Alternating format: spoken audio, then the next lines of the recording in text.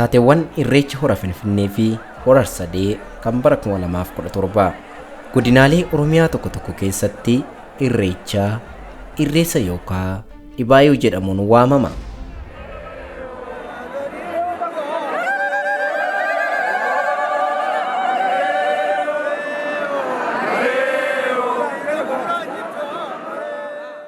Duudhaalee sirna gadaa keessaa irreechi isa tokkodha. Irreechi gosti lama kan jiru yoo ta'u, irreecha waqtii birraa kabajamuu fi waqtii arfaasaa kabajamuudha.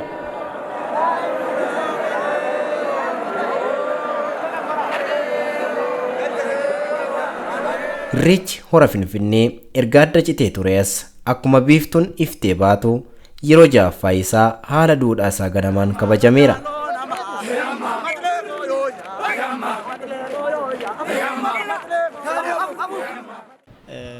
Irreechi baay'ee namatti tola.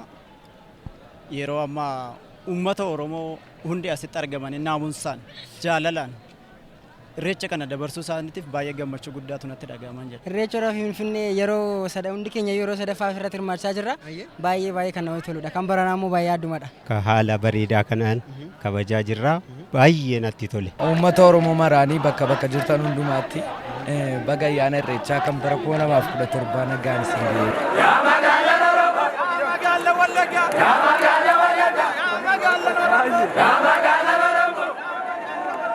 Ayyaana irreecha hora Finfinnee kabajuuf kutaalee biyyattii garaa garaa irraa uummata gara magaalaa Finfinnee seenaniifis simannaan taasifameefira.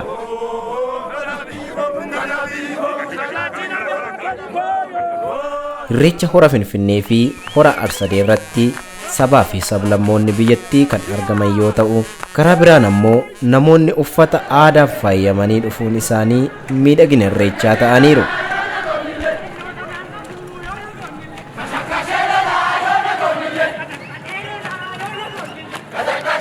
በጣም ደስ ይላል። መተሳሰብ፣ ፍቅር፣ አንድነትን ያየሁበት እና የምስጋና በዓል በቃ ደስ ይላል። ኢሬቻ በጣም ደስ የሚል በዓል ነው።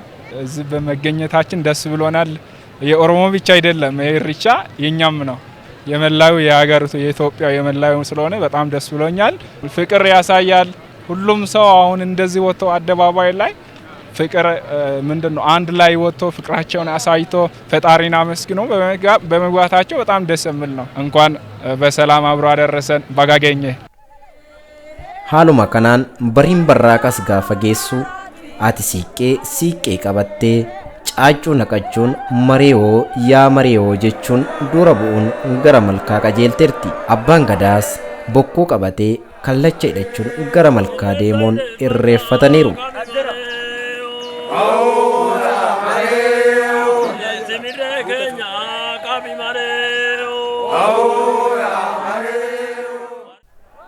Baay'inni namoota ayyaana irreecha bara 2017 irratti argamanii kan baroota darbanii yoo wal bira qabamee ilaalamu baay'ee guddaadha. Keessumattuu ammoo irreechi hora Finfinnee maqaa hora Finfinnee jedhuun baarjaan hojjetamuun isaa iddoo saniif miidhagina addaa dabaleera.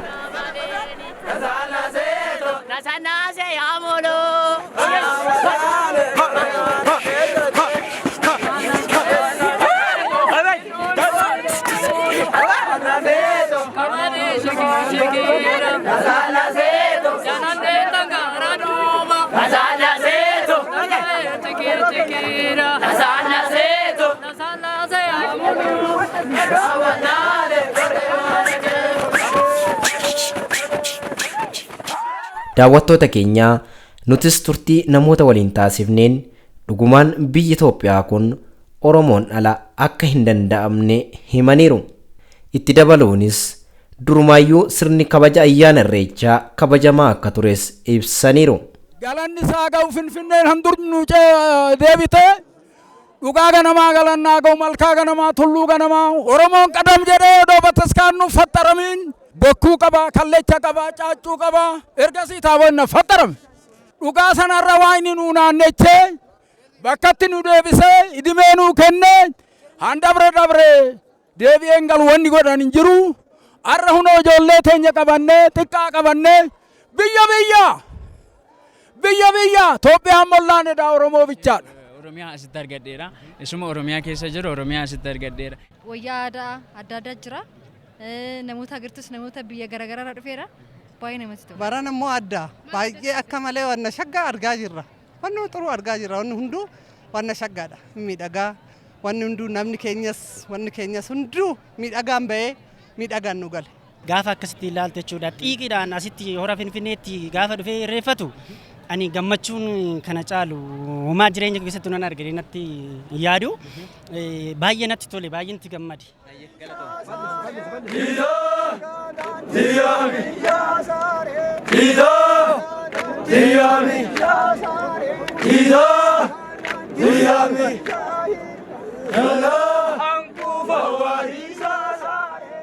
Marsaa sirna gadaa Oromoo akkuma gaggeeffamu bifuma wal fakkaatan marsaa sirna gadaa Gede'oo gaggeeffamu abbootiin gadaa Gede'oo eeraniiru.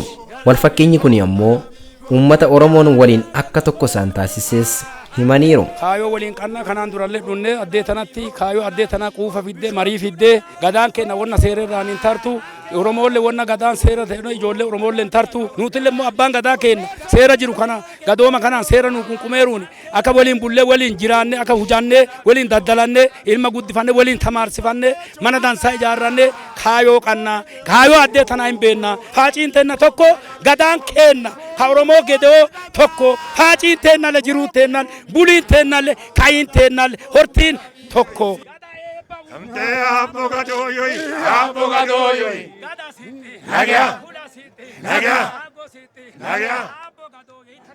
በኢትዮጵያ ውስጥ የምትኖሩ ብሔሮች ብሔረሰቦች በውጭ ሀገርም ያላችሁ እሬቻ የሰላም የአንድነት ተምሳሌት ነው። የተጣሉት የሚታረቅበት ሁሉንም ብሔሮችን ያሳተፈ የሰላም ተምሳሌት ነው። የብሔር ብሔረሰቦችን አንድነት የህዝቦች ትስስርን የሚያጎለብት በዓል መሆኑን አይቼዋለሁ። ዛሬ በዚህ እኔ ሁለተኛ ነው እዚህ ጋር መገኘቴ። በቀጣይ የቀሩ ብሔሮችን በዚህ መልክ እንዲሳተፉ መልእክቴን አስተላልፋለሁ።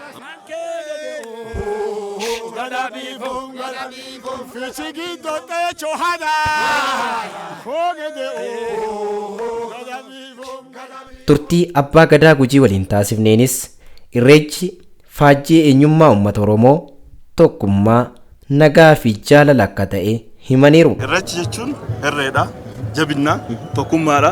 Oromoon gosa hundaa sabaaf sablammii asii argamu kenna tokkummaa Oromoo ibsa. Tokkummaa Oromoo kun itti fufuu qabaadha. Kara biraas abbaan gadaa Gujii kun gola Oromiyaa hundaaf nageenyi akka bu'u waamicha dhiyeessaniiru. Nyaatisa kana Oromoo dhaabsisa, dargaggeessi dhaabsisa, tun labsii abbaa gadaati. Warri bosona keessas jirtan warri ammoo mootummaas maali rakkina kana walii gaafadhaa hiikaa. Nutis abbootiin gadaa isin cinaa jirra. Mee lafa kanaaf qabbana, tokkummaa, eebba, guddinna mee lafa kanaaf hinnaa. Xumura irrattis hojiiwwan magaalittii keessatti hojjetamaa turaniifis kantiibaa bulchiinsa magaalaa Finfinnee dabalatee namoota milkaa'ina hojii kanaa ta'anis galateeffataniiru. Bulchitoota lafa kana bulchan galateeffachuu qabna. Bulchaa keenya biyya kanaa obbo Dr. Abiy Ahmed baay'ee galateeffachuu qabna. Kantiibaa lafa tanaa dubartii jadduu goota aadde Adaanech Abeebee ado Gujii dhuftee nu laalte jedha. Ado Gujii dhuftee nu laalte ado warqii si badhaase jedha. Ado booka kutattee cooma kutattee nurraa deebite ado lafa keenya dhuftee laalte jenna. Galatoomi ado ijaan si argee harkaan si tuqee jiraadhe eebba sii kennee galaa. Kanarratti bulchaan keenya Oromiyaa obbo Shimallis bira dhaabbachuun Finfinnee akkas godhuu keessaniin galata guddaa isinii qabna. Ammallee jiruu isinii kadhanna. Du'a hantuu irraa kaaftan isinii kadhanna. Ammas Finfinnee adaraa jenna. Hadhuura tana ammas misoomsaa.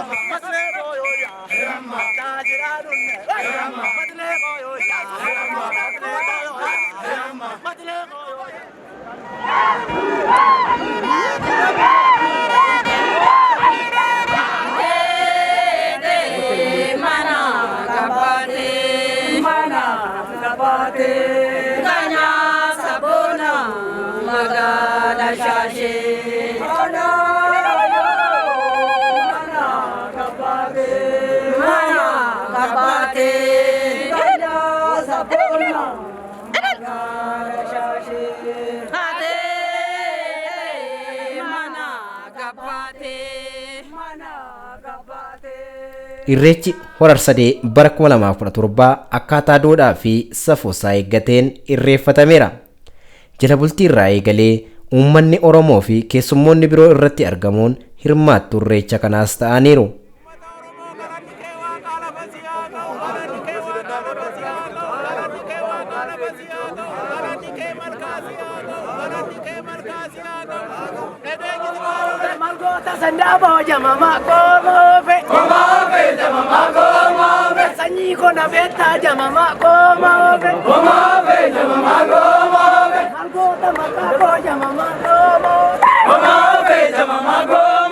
Akkuma irreecha hora Finfinnee namoonni kutaalee garaa garaa irraa dhufan kunneen halkan waarii sirboota garaa garaa sirbaa turuun isaanii sagantichaaf miidhagina addaa dabaleera. Keessattuu ammoo namoonni diizaayinii uffata garaa garaa uffatanii dhufan miidhagina sagantichaa ta'aniiru.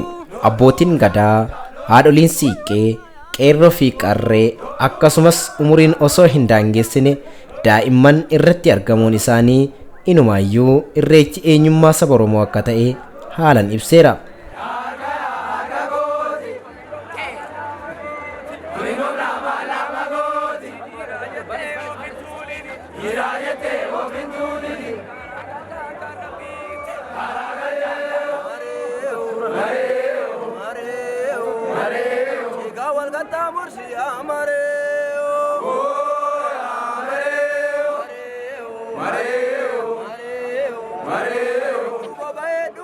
Irreechi Oromoof calaqqee eenyummaa fi faajjii ibsituu aadaa sirna gadaa keessaa isa tokko ta'uu akeekeera. Walumaa galatti Oromoof irreechi faajjii tokkummaa, nagaa, jaalalaa fi bakka uumamni uumaa isaatti galateeffatuu fi itti wal eebbisuudha.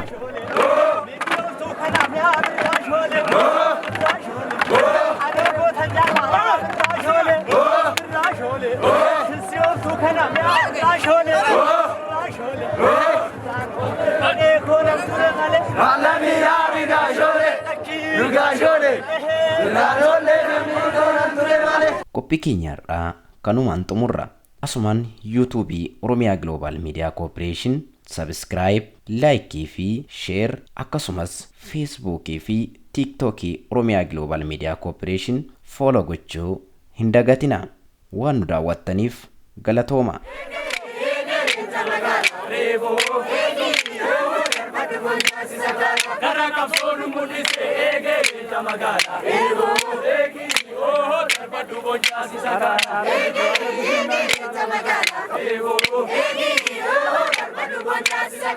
Akati kina mukise ege chamagala